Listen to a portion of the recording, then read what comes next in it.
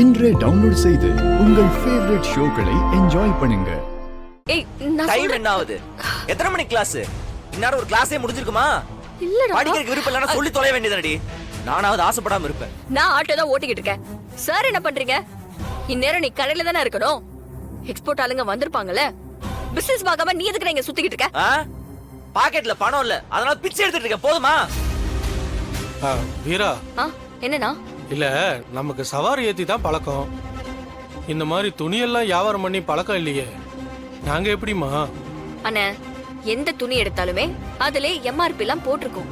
அதுல இருந்து 50% ஆஃபர்னா அது இப்போ 100 ரூபாய் போட்டிருக்குன்னா அது 50 ரூபாய். இல்ல 200 ரூபாய் துணினா 100 ரூபாய். அவ்வளவுதானா? உலக துணி இருக்கு, கொஞ்சம் எடுத்துக்கீங்களா? எடுத்துக்கிறோம்.